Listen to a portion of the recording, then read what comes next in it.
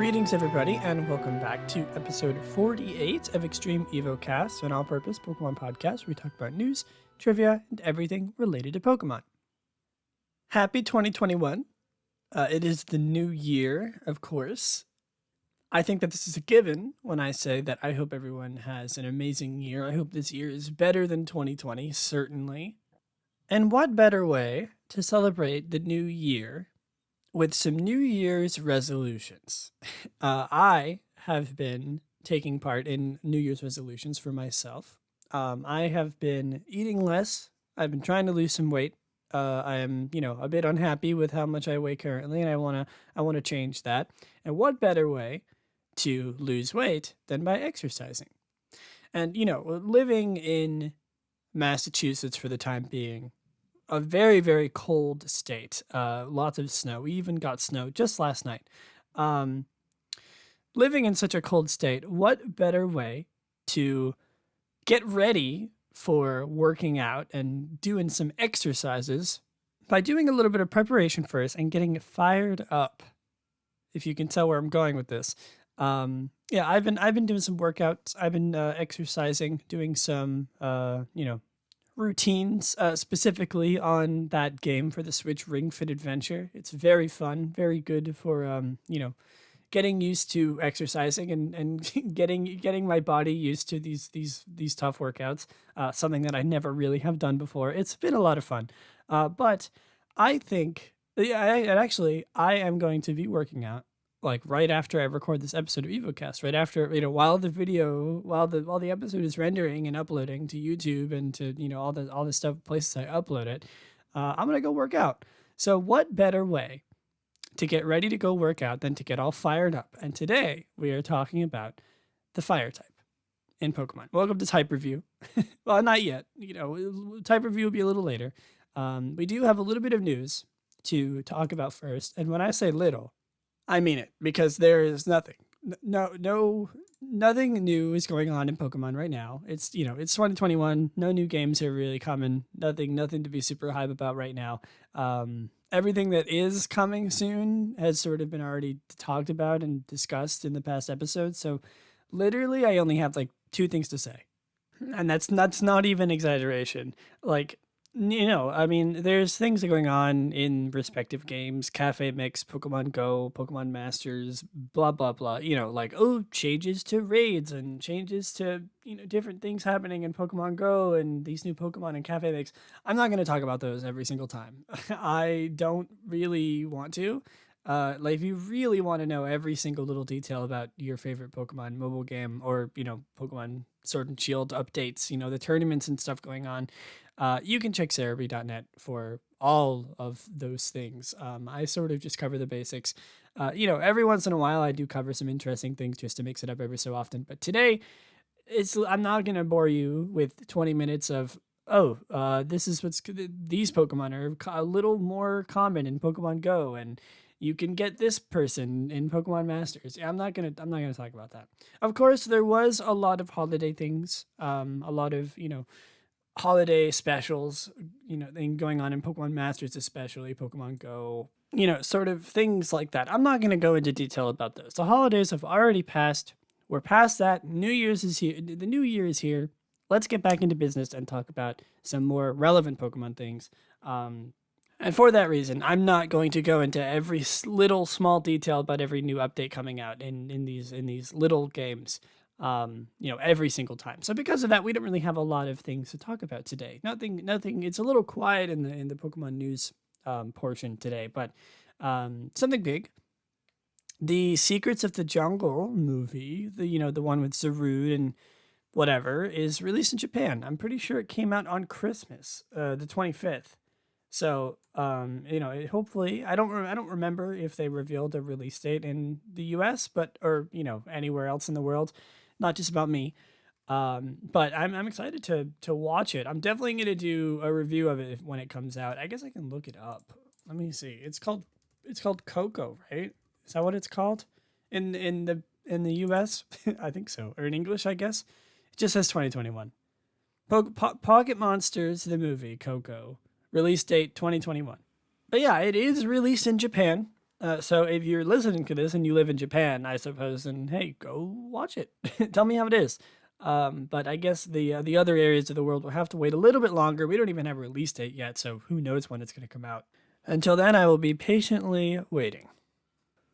Literally, when I said we only had two things, I meant we only have two things. And the other thing we're going to talk about before moving on is the Pokemon Augmented Reality Showcase that happened in space. I didn't watch it. I actually totally forgot that it was going on. When was it? I totally forget. Let me look at this. It happened. Oh, it happened on New Year's, right? Duh. I had a lot of plans on New Year's, so I didn't really get to watch it very much. But there was a little cameo from Pokemon Pikachu in the ISS alongside an astronaut, and then there was also Rayquaza in space flying around, and that's pretty much it. The only really real things that happened with Pokemon was that Rayquaza and Pikachu giving us a little visit, but it was cool. As far as I can tell, judging by the screenshots, I'll have to rewatch. I'll have to watch sort of like an actual uh, an actual video of it, but you know, nothing to report necessarily. So yeah, that's cool. I'm glad that they're, like I said last time, I'm glad that they're sort of branching out and doing these cool things, especially to celebrate the new year. Now, before we get all fired up and move on to type review, we have, of course, everybody's favorite segment where we talk about a random Pokemon every episode, random Pokemon of the week. Today's Pokemon is number 331. I'll give you a second to try and guess it. Number 331 is Cacnea. Cacnea is a grass-type Pokemon introduced in Generation 3. It evolves into Cacturn, starting at level 32. It is the Cactus Pokemon, who would have guessed? It has the abilities Sand Veil and Water Absorb as its hidden ability. 50-50 gender ratio, 1'4" or 0.4 meters, 113.1 pounds, or 51.3 kilograms. Dang, 113 pounds for a 1 foot tall cactus. Guess it has a lot of, absorbed water in there. That's a little over half my weight at a sixth of my height. Good lord. It's a heavy little ball. So, Cacnea's most notable, appearance is that of James's in the anime, in the Generation 3 anime. I remember that specifically. He's got one. It's very, very, very affectionate, of course, being a cactus, quite ironic. Sort of, like looking at it completely analytically, it's like a gag that it hurts for him to hug him, but he loves hugging James. But in reality, it's a cute little dynamic. I like how James's Pokemon always hurt him in some way. Victory Bell, Cacnea, really makes me appreciate Team Rocket and James specifically. Love him, and I love his Cacnea. Other than that, though, Cacnea is pretty cool. I like the line, of course. Being a huge fan of Generation 3, I of course love Cacnea. Let's look at a few of its Pokedex entries. Cacnea lives in arid locations such as deserts. It releases a strong aroma from its flower, to attract prey. What flower? Oh, the crown. I never realized that the crown on its head is supposed to be a flower. I guess that makes sense, but it's cute. It looks like a little crown. I guess that is a flower, huh? It releases a strong aroma from its flower to attract prey. When prey comes near, this Pokemon shoots sharp thorns from its body to bring the victim down. Pretty much the same thing in Sapphire. It prefers harsh environments such as deserts, and it can survive for 30 days on water stored in its body, much like a normal cactus. That's it. It's like the only things about this Pokemon. I mean, it's a cactus, but it's cute. Let's see. Because it's Gen 3, we have Mystery Dungeon quotes. I can live for 30 days without having anything to drink. That's, of course, full to half, and then half to quarter HP in Mystery Dungeon is my HP is slipping down to the halfway mark. 1 to 25 is very grim. I'll faint on you. My body's developing cracks. Jeez. And then level up is I leveled up. I can feel power down to my spikes. Don't get him dry, or apparently he will just die. He'll faint on you. I know crack. That's horrible. Do cactuses crack if they're not? I guess it's the desert, but like, do they crack if they're not hydrated enough? I don't know too much about cacti. I will assume so based on Cacnea's Pokemon Mystery Dungeon um, quote. So hey, Pokemon. Who said Pokemon wasn't good at teaching you things about real life? Nobody. But it can, and it did. It taught me that cactuses crack when they're dry. I don't even know if that's true, so I can't really say that, can I? Anyway, let's go on to some trivia, if there is any. There is one. No, two. Sorry. Cacnea and its evolved forms, egg group, grass and human-like, are unique. No other Pokemon that are grass and human-like. That's surprising. Really? Like, Leavanny? You sure? Hold, this might be out of date. I'm going to check this. Human-like. I guess I can, oh. Wow. No, you're right. You're right. They're right. The only Pokemon that are human-like.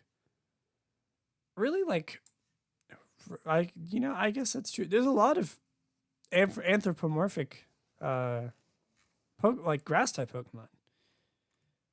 So, kind of, you know what I mean. I guess that makes sense actually. Now that I look at some of the Pokemon that are in the grass group. So, hey, cool. Also, I just closed the Cacnea page. Hold on, let me get that back up here. Get back here, Cacnea. We're not done with you yet. Cacnea shares its category with Maractus. They are both known as a cactus Pokemon. I mean, hey, cool. All right. Last but not least, shiny form is orange. Orange and red.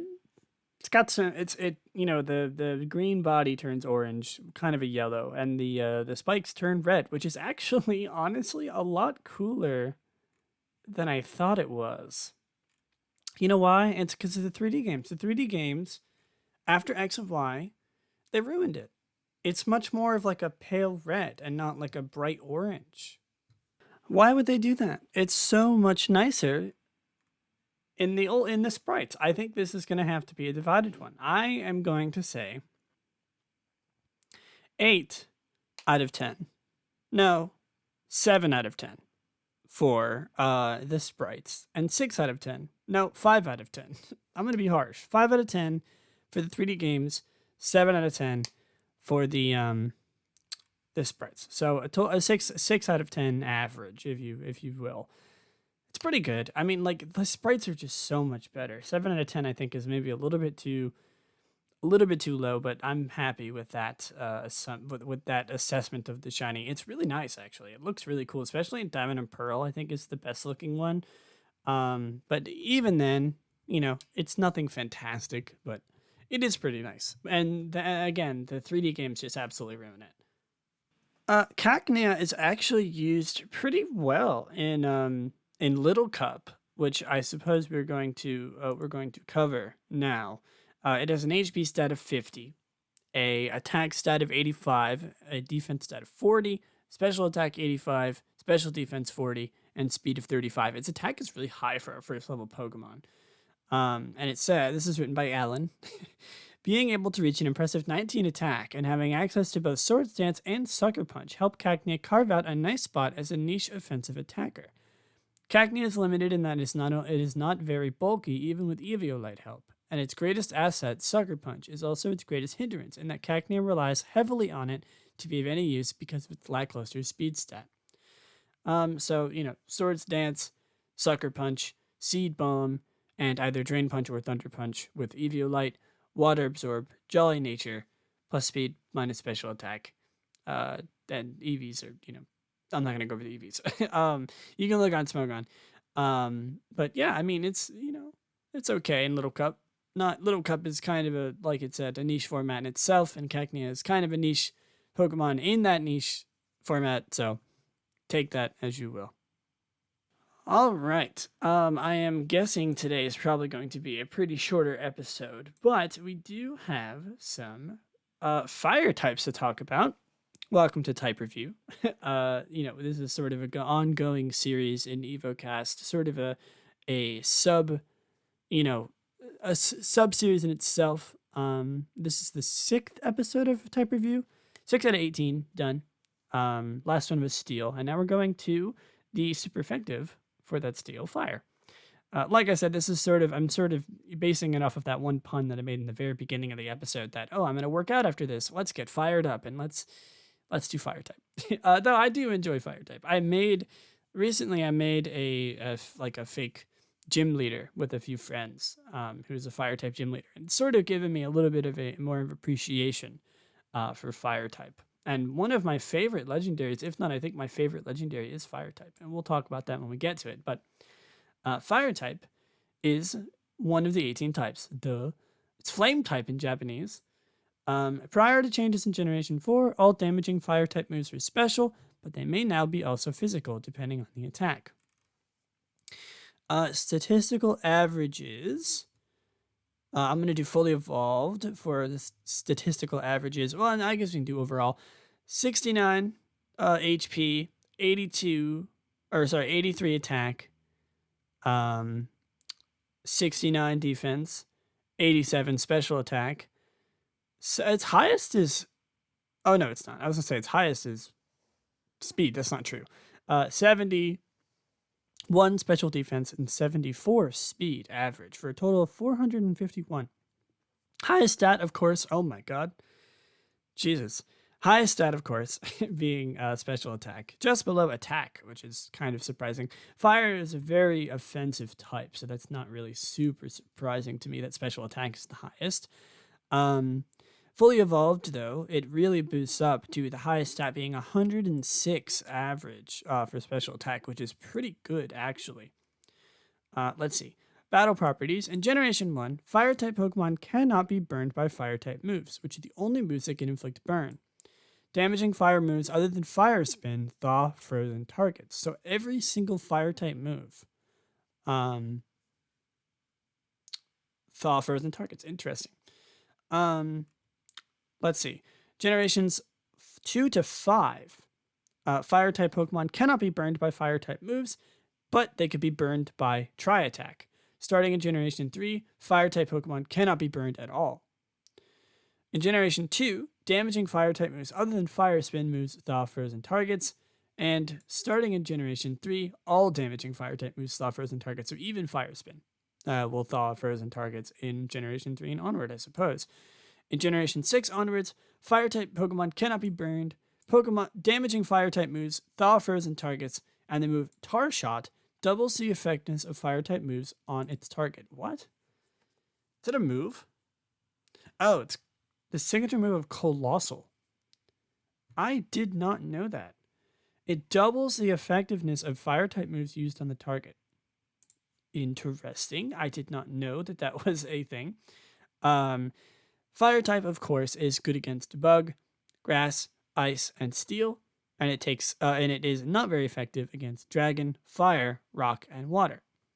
Defensively, it is resistant to Bug, Fairy, Fire, Grass, Ice, and Steel, and it is weak to Ground, Rock, and Water. Let's see. Few Fire-type Pokemon have the secondary type that negates their weakness to Water-type moves. On the other hand, most Fire types can learn Solar Beam to counter all 3 of the type's weaknesses. All 3? Oh yeah, Ground, Rock, and Water. Wow. Yeah, Solar Beam is sort of a staple of Fire-type Pokemon because, like using the sun in tandem with Solar Beam is usually really good. First thing comes to mind is Charizard, Ninetales, but some other Pokemon can do that. Fire type grants immunity to burns and the Sea of Fire caused by Grass Pledge and Fire Pledge. It enables the use of Burn Up, though Burn Up removes the user's Fire type. I forgot about that move. It removes the Fire type from Pokemon, and if it's only Fire, it becomes typeless. Typeless is, it just doesn't have any type. That's interesting. I forgot Burn Up was a move. I think Burn Up is one of the only ones that does that, other than maybe Roost, which removes flying typing if used by a Pokemon. So interesting. Or for one turn. I mean, obviously, Burn Up is for the rest of the battle, I think, right? During harsh sunlight or extremely harsh sunlight, again, solar beam and sun, the power of fire type attacks is increased by 50%. The power of fire type attacks is decreased by 50% during rain, which all fire type moves, while all fire type moves will fail during heavy rain. I think that's Kyogre, right? That can do that. When water sport is in effect, the power of fire type moves are decreased by 50%. When used under the effect of powder, powder? It's a bug type move? What? We're learning a lot of different moves today. I didn't know that tar shot and powder was a move. I wasn't even aware these moves existed. When used under the effect of powder, fire attacks will damage the user by 1/4 of its max HP instead of executing normally. Why? Powder covers a target in powder for the remainder of the turn. If a Pokemon by powder attempts to use a fire type move, they take damage equal to 25% of their maximum HP and cannot execute the move. Really? What? Why is that a thing? I didn't even know that move existed. Interesting. Because fire is super effective against grass and bug, it combines well with ground type attacks. And in contest, fire type moves are typically beautiful moves. Interesting. All right. Well, fire has some interesting properties to it. Sort of things that you would expect, but things that are cool nonetheless. I think fire is a very cool typing. The classic fire type. Very, one of the starters, like a very very common type. One of the most common types, I think. We'll learn that in a second, but yeah. I mean, it's not uncommon for me to kind of give my conclusion to fire typing halfway through, sort of to keep everyone and also my thought process sort of engaged. Because as type review goes, it tends to drag on with how many attacks and Pokemon and abilities and items there are sort of relating to the fire type. We sort of talk about or these types and talk about all of them, go through them one by one. So I know that it can be a little bit taxing, but fire type is, a classic.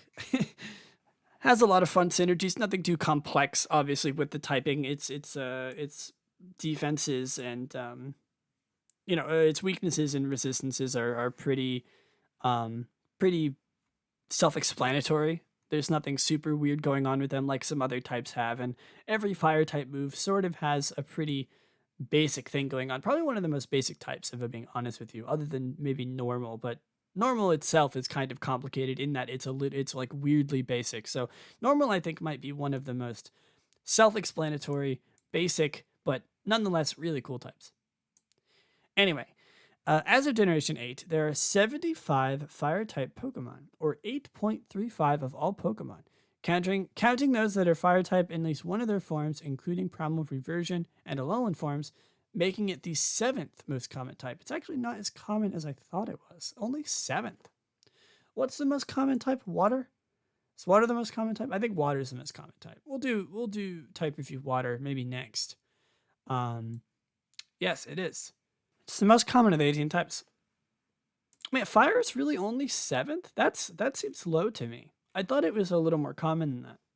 Anyway, we have a lot of Pokemon to talk about. There's plenty of pure fire types, plenty of, I think actually pure fire type is the most Pokemon of all of the fire types.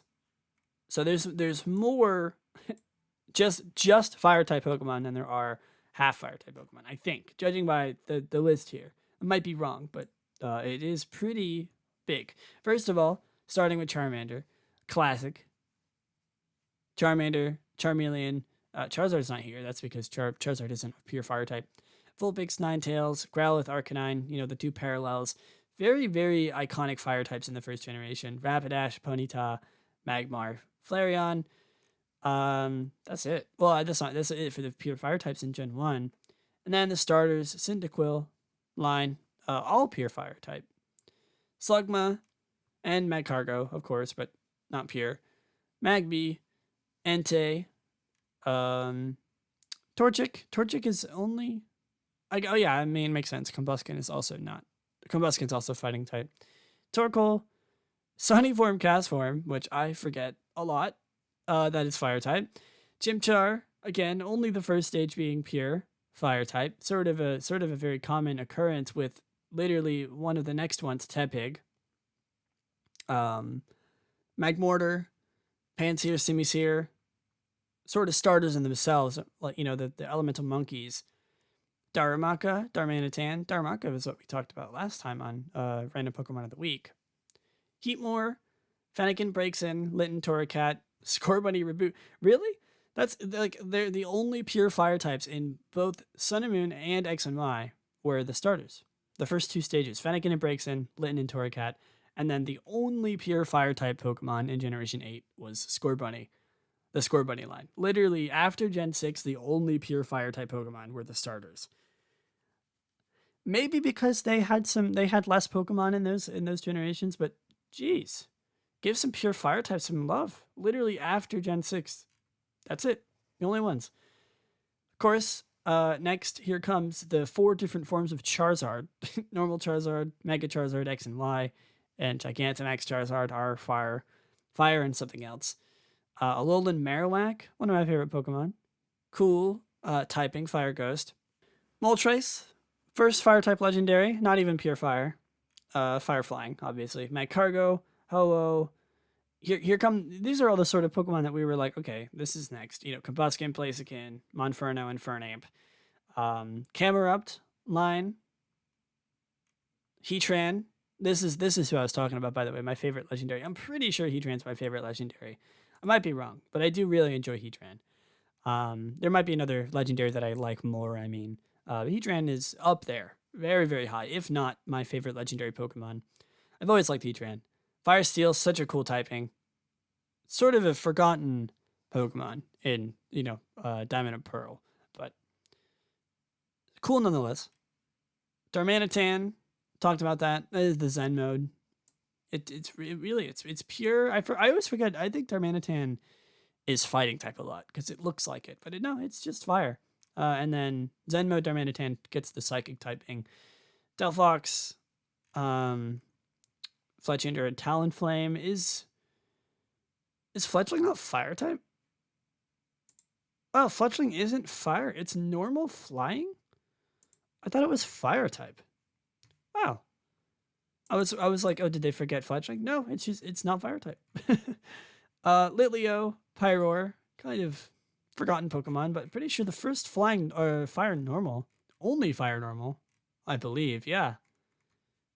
Volcanion, very, very unique typing in terms of fire type Pokemon. I'm surprised that it took up until Volcanion to do like a steam Pokemon. Obviously Colossal was up there too, but Volcanion being fire water is the first Pokemon to really incorporate like steam and stuff into that. So I'm surprised it took them that long. Then we get into the weird ones, I think. Incineroar, not weird necessarily, but Fire Dark, pretty sure the first one. Oricorio, Turtonator, Blacephalon, some weirdos here. And then Sizzlipede. Sizzlipede's not weird, but he's cute. Oh, what am I talking about? Incineroar being the first Fire Dark? Right there. The first Pokemon in the secondary fire type Pokemon list. Prove me wrong with Houndour. I forgot about Houndour. How could I? Primal Groudon, Ground Fire, Heat Rotom.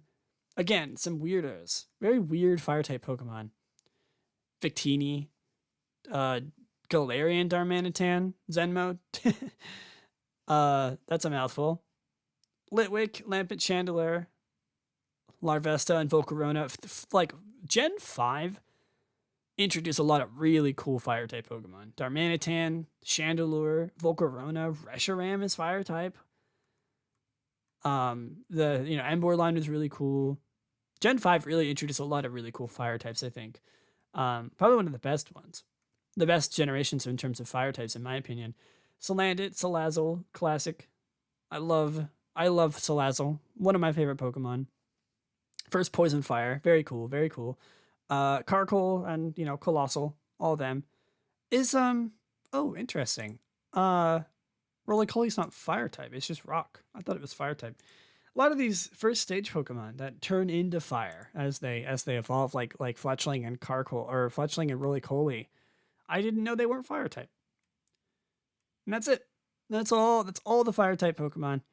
Some weirdos, like I said, but also some classics. Fire type is varied in terms of Pokemon. Some very weird ones that you wouldn't expect necessarily to be fire type, but also some very classic. Just like, yep, that's a fire Pokemon, and beloved ones too. Charizard, Moltres, Blaziken. Those Pokemon, very popular Pokemon, tend to be fire type because fire is just cool. I don't blame them for being popular. Like I don't blame people for liking these cool Pokemon because fire type is cool. All right, let's move on from listing a bunch of things. I'm going to spare you for now the moves because that's going to take a long time to sort of just go through them and talk about them. So let's talk about some more shorter obscure things like the trivia. Generation 5 introduced the most fire type Pokemon with any generation. Ah, look at that. Well, Generation 5 has some of the best, so that's okay. Obviously, that's an opinion. Generation 4 introduced the fewest with 5. Generation 5 introduced the most fire type moves of any generation, and Generation 6 introduced the fewest with only 1 being Mystical Fire. Really? Mystical Fire? The only Gen 6 fire type move? Wow. Yeah, Gen 5 really enjoyed fire typing. Most Pokemon, most moves, some really sick fire type designs. Fire type, tied with the dragon type, also has the fewest number of non-damaging moves out of all types with only 2. What are those 2? One of them is definitely Will-O-Wisp. Do you think I can guess the other one? Probably not. I don't really remember what they do necessarily. I'm gonna look for it. I'm curious. Which one is it? Oh, Sunny Day. That makes sense. Will-O-Wisp and Sunny Day, the only 2 non-damaging fire type moves. Not a very, you know, um, not a very like what's the word? The fire type moves are very offensive. They're very just like attack sort of type, which is fitting, obviously. Not too much strategy necessarily in fire typing, just hot attack, burning flames. You don't need it. You don't need that. Sunny Day makes your fire moves stronger. That's very typical of fire types. And Will-O-Wisp, hey, they gotta have something with burns, right? Something that just automatically burns. Not even a fire type move. I know it is. It's mostly found on ghost types, though, I'm pretty sure. A lot of ghost types tend to have Will-O-Wisp. Probably more ghost types have Will-O-Wisp than fire types. So, again, very evident of the hot-headed fire types to only care about attacking and no strategy here. No status moves. What are you talking about? Let's just burn them, Let's see. Moving on. Fire type was the last type to receive a Pokemon with water as the other type, only receiving one with Volcanion in Generation 6. In Pokemon Diamond and Pearl, there were only 2 evolutionary lines of fire Pokemon in the Sinnoh Pokedex, Chimchar and Ponyta. In Pokemon Platinum, this was changed with the expansion of the Sinnoh Pokedex to include Houndour, Magmar families, as well as Flareon. Yeah, I remember that being a common thing, a common piece of trivia about Diamond and Pearl. The only 2 fire type Pokemon you can get are the Chimchar line and Ponyta and Rapidash. I'm glad they sort of added that in Platinum. In the core series Pokemon games since Generation 3, the fire type has been represented by the color orange. However, in most other Pokemon media, including the Pokemon Trading Card Game, Pokemon Stadium series, and the Pokemon Mystery Dungeon series, the fire typing has been associated with the color red. I mean, that makes sense. What other type would be orange? I guess ground, but it's kind of more of a brown than orange, and nothing else really is red. I guess fighting type is like a super dark red, but that's a little bit weird. It makes sense that fire type is both orange and red. Similar to ice types, all fire type moves were beautiful moves in Generation 3. Generation 2 is the only generation to not have introduced a fire type specialist. Oh, like a trainer, right? Like a trainer that uses fire type moves. Interesting. There's no like fire type trainers in Gen 2. I guess Blaine sort of takes that spot in Johto, or in Kanto, I suppose. But interesting. The fire type is able to deal the highest type-based multiplier. This is possible with Harsh Sunlight against a dual type Pokemon with Fluffy, whose types are both weak to fire type attacks and have been affected by Forest Curse and Tar Shot. This would result in a 48 times multiplier. Okay. The effects of Flash Fire, and Blaze can further boost this to a 72 times power multiplier. Jesus Christ. At what point do you just quit the game if you're getting hit by a 72 times power move? It can also achieve the lowest non-zero based multiplier. This is possible in Rain against a dual-type Pokemon whose both types resist fire types attacks, with Thick Vat, Heatproof, or Water Bubble while Water Sport is in effect. This would result in a 0.02065 times multiplier. Jesus. I'm pretty sure that would just do 1 damage. Like, it would, no matter what move you use. You know? Good lord. Well, you can simultaneously do the most damage and the lowest damage with fire types. So, hey, covers all ranges, you know? Typical. All right, that's it for the trivia. Before we go on to the big list of moves, let's do some of the smaller things. Abilities, I guess, or there's a very short list of these. Pokemon with color change, Protean, Libero, I don't know how to pronounce that move, Libero, Imposter, Forecast, RKS System, or Multi-type will become a Fire-type Pokemon if, respectively, it is hit with a Fire-type move, uses a Fire-type move, is sent out against a Fire-type opponent, if the weather is sunny, if it is holding a Fire Memory, or if it is holding a Flame Plate or Fire MZ. Those are all very Pokemon specific, but it has to be said. We say that like every single time with in type review. Fire-type Pokemon are also immune to becoming burned by the abilities of Flame Body or Synchronize. Blaze powers up Fire-type moves in a pinch.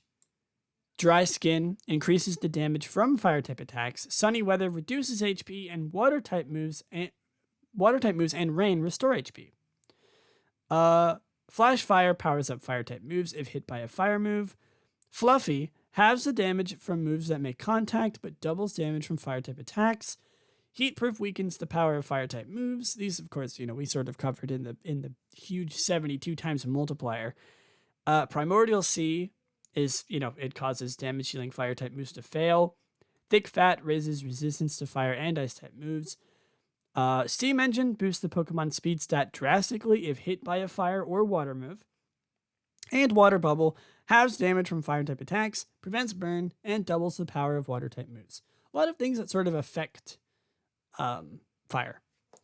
And of course, there are some exclusive abilities. All of them were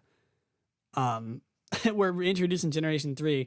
Only Fire-type Pokemon can have these abilities. Blaze, Flame Body, Magma Armor, which prevents the Pokemon from being frozen, and White Smoke, which prevents stat reduction. White Smoke, I'm pretty sure, is Torkoal's. And of course, there are some items. Burn Drive, Fire Memory, Fire MZ, and Flame Plate, all, you know what they do with Genesect, Sovali, Fire Z moves, and Arceus. And then there's Charcoal, which boosts the power of Fire-type moves. Fire Gem strengthens the power of Fire-type moves once. And Oka Berry, where if held by a Pokemon, this berry will lessen the damage taken from one super effective Fire-type attack. So every type has these. They have a gem, they have a memory, they have a berry that does that.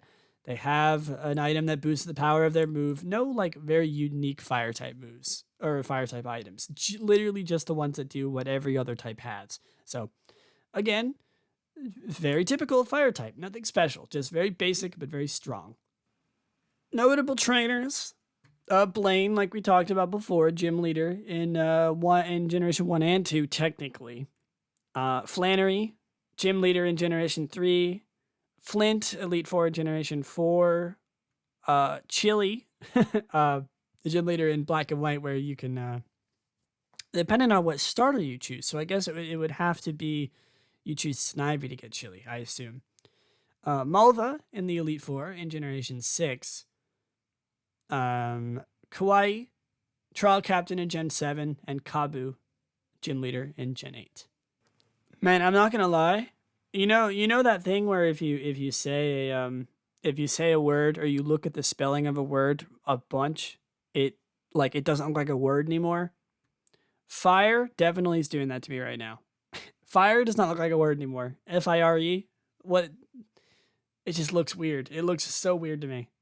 I guess that makes sense if I'm talking about it for literally 40 minutes. But still, does not look like a word. All right, to end it off, we're going to discuss moves. The final sort of thing with fire type here. I'm just gonna sort of list them off. I'm not gonna go into huge detail about them unless something special comes up. So you ready for this happens every time we do type review. It's just sort of like a big, almost like pokey rap-esque listing of all of the moves, all of the fire type moves, and I'm gonna do them by generation this time. So in order. Generation 1, Ember, Fire Blast, Fire Punch, Fire Spin, and Flamethrower. Gen 2 has Flame Wheel, Sacred Fire, signature move of Ho-Oh, and Sunny Day. I thought, really? Sunny Day wasn't until Gen 2? I didn't know that. Blast Burn in Gen 3, Blaze Kick, Eruption, Heat Wave, Overheat, and Will-O-Wisp. Also wasn't until Gen 3. That's surprising to me. Gen 4 had Fire Fang, Flare Blitz, Lava Plume, and Magma Storm. Gen 5 with the most, Blue Flare, Fiery Dance, Fire Pledge, Flame Burst, Flame Charge, Fusion Flare, Reshiram's move I'm pretty sure, Heat Crash, Incinerate, Inferno, Searing Shot, and V-Create, who is Victini's move. Gen 6 only had Mystical Fire, like we said before. Pretty sure that's the signature move of Delphox. Gen 7 had Burn Up, Fire Lash, Inferno Overdrive again, but special. My Mind Blown, which is Blacephalon's fire type move. Shell Trap, what's his face? Turtonator, and Sizzly Slide, which is the partner Eevee's fire type move. And then in Gen 7, we got Burning Jealousy, Max Flare, obviously, and Pyro Ball. So only two moves that are not either Gigantamax or Max moves. Pyro Ball and Burning Jealousy in Gen 8. And then the Gmax moves, Gmax Centiferno, Centiscorch, Gmax Fireball, pretty sure that's Cinderace. And then, I messed up the Gmax Wildfire. That's Gigantamax Charizard, I'm pretty sure. And that's it. Those are all the fire type moves. That is it for the fire typing. And that concludes our sixth sort of rendition of type review. I hope you enjoyed. But before we end today's episode, of course, we have to do everybody's favorite segment where we talk about a random move every episode. And today's move is number, I forget the number, 620?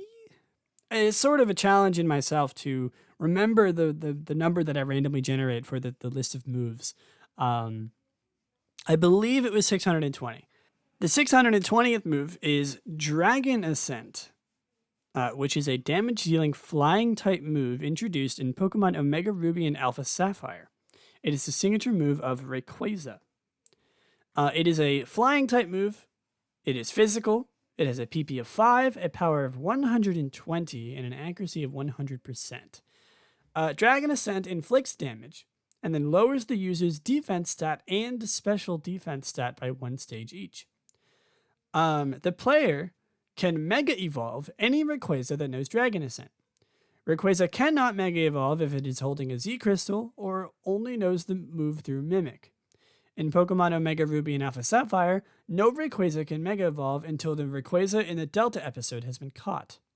Dragon Ascent does not exist in the game data of Pokemon X and Y. As a result, a Pokemon knowing Dragon Ascent cannot be traded from Omega Ruby and Alpha Sapphire into Pokemon X and Y. If a Pokemon in Pokemon Bank knows the move, it cannot be withdrawn into Pokemon X and Y. In order to be transferred to Pokemon X and Y, the Pokemon must forget Dragon Ascent. In a Generation 8, Dragon Ascent no longer enables Mega Evolution, unfortunately. But there's actually a lot of trivia for this move. The Japanese name of this move literally means to paint a dragon and dot its eyes, and serve as a metaphor for finishing touch in a piece of work that gives it the spark of life. The idiom originated from a legend where Zhang Yu, I don't apologies if I am mispronouncing that name, a Chinese painter, completes the dragon on the mural by dotting the eyes and thus literally bringing them to life. They spring out of the temple wall and fly off. The completed dragons immediately ascend to the heavens when the work is done. What is it actually in Japanese? I guess I can look. In Japanese, it is dragon ascension. Well, but it's probably different from it's different in that's translated into English. I'm sure it means a little bit different in Japanese, actual Japanese. Dragon Ascent is the only move with the word dragon in its English name that is not dragon type. Because Zinnia teaches Dragon Ascent to the Rayquaza caught at Sky Pillar in Omega Ruby and Alpha Sapphire to replace Fly, Dragon Ascent is the only move that can replace an HM move in a game which the move is available as an HM. When used by a Rayquaza that has Mega Evolved, the move will play an additional animation before the main animation, and the main animation is also changed slightly. When used by a Pokemon other than Mega Rayquaza, Dragon Ascent will play a cyan blue animation instead of a green animation, such as, I assume, Smeargle is probably the only one that can learn it, or if you're randomizing the game, of course, but interesting. All right, well, I think that is all there is to really talk about with Dragon Ascent. The only other notable thing that I can talk about is how it's learned by Rayquaza by leveling up, but it's also taught by a move tutor, technically, by Zinnia, or by Zinnia's grandmother, and also in a man in a red shirt in the Pokemon Center in Seafolk Village in Sun and Moon. Interesting. So you can get a Mega Evolvable Rayquaza in those games, even if you don't complete the Delta episode, or in Sun and Moon. Obviously, you don't have to trade it over. You can just Mega Evolve your Rayquaza in Sun and Moon, no matter what. But anyway, I think that is going to do it for me for today. I hope you enjoyed this episode of Type Review, this episode of Evocast, I mean, technically, both. I hope you have a wonderful day. Happy New Year. First Evocast episode of 2021. Many more to come, obviously, and I'm very excited to see what this year holds for this podcast. Thanks for listening. Bye.